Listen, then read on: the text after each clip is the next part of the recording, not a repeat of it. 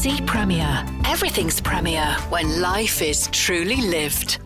Right, we are speaking to a man this morning who has started off in the medical industry as a radiologist and has built not one, not two, but three empires which have been taken public, a rare hat trick of IPOs across Abu Dhabi and Saudi Arabia. Very pleased to be joined by Dr. Shamsheer Vayalil. To see you again. Good morning. Good morning. How are you?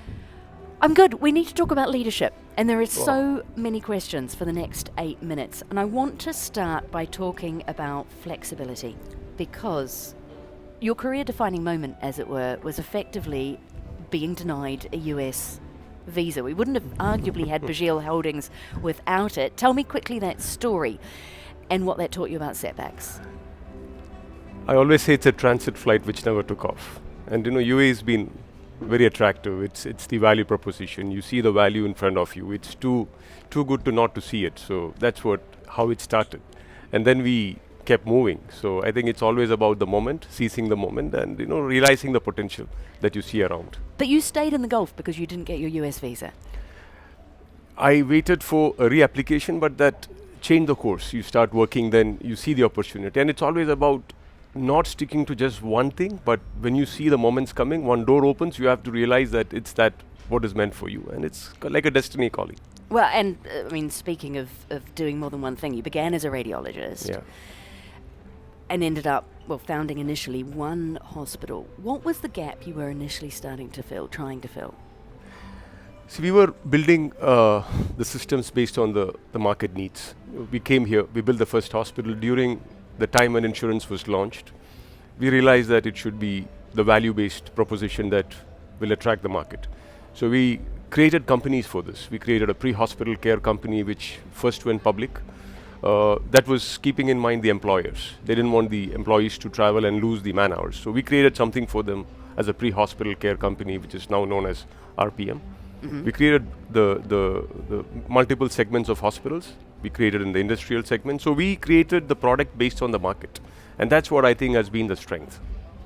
Where do you take that now? You've got more than 100 assets across 3 countries. Yeah.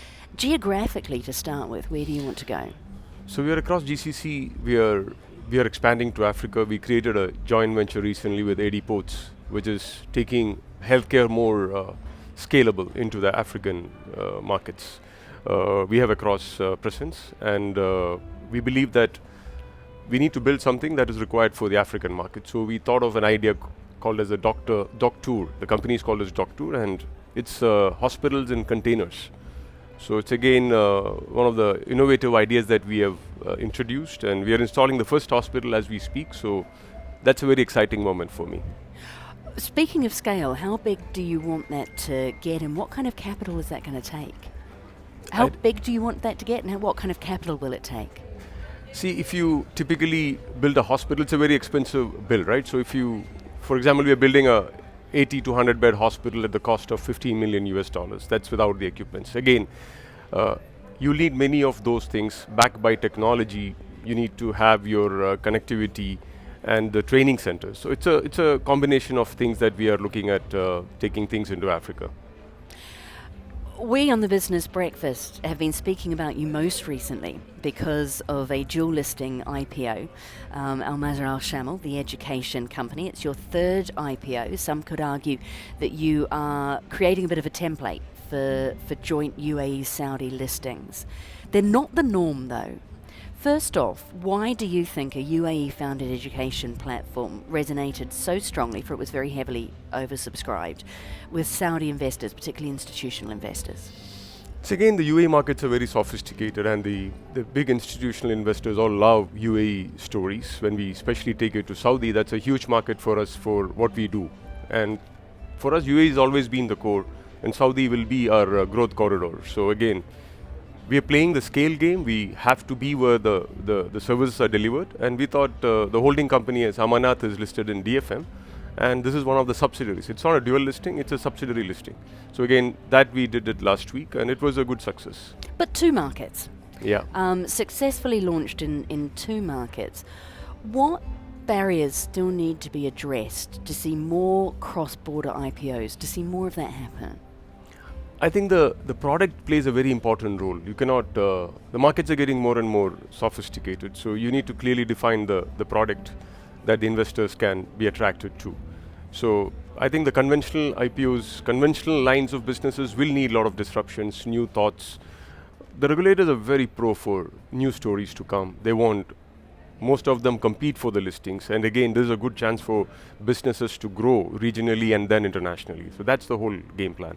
Well, you mentioned disruption. I don't think I've done an interview in the last 9 months that hasn't mentioned AI.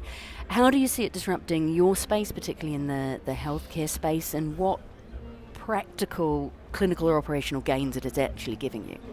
So I think we always say that we are a company that will use data and AI to make our products stronger. So for us, we have doctors, I'm in healthcare and education now. So it's again the sweet spot that will definitely need a lot of technology, because we always constrain with the manpower. We need more of these tools to scale up. So probably we'll use it as a tool for scaling up across the regions. Well, let's finish with that education. One of the reasons we've also taken so much interest in that IPO is because of your move to try and take Heriot Watt to the kingdom. What is the latest on that? Do we have an update? No, we're just getting through the contractual phase. We have agreed on the heads of terms which we signed. But again, it takes a while because educational institutions take some time in their decision processes. So we're hopefully to get over that soon. And are you in discussion with the Saudi authorities paving For sure, the way we there? have had the initial discussions, and they're very interested in bringing international universities into Saudi. Could there be another university beyond Heriot We're Watt? looking at it, so we'll let you know at the right time. Oh, and I'm going to push for a name, Dr. Shamsi. Who else would you be interested in taking? No, we're looking at a couple of them, but it's too early to mention any names at this point. Well, nothing but growth, I am sure. Dr. Shamsheer Vayalil speaking to me this morning, founder and chairman of Burjeel Holdings, chairman of Masar Shamil Education, chairman of Amanat Holdings, founder and board member of Response Plus Holding. A lot of hats in only 8 minutes. I feel like I've jumped from business to business, but nothing in this time frame was ever going to do you credit. Thank you very much for your time. Thank you. Thank you. Have a good day. Thank you.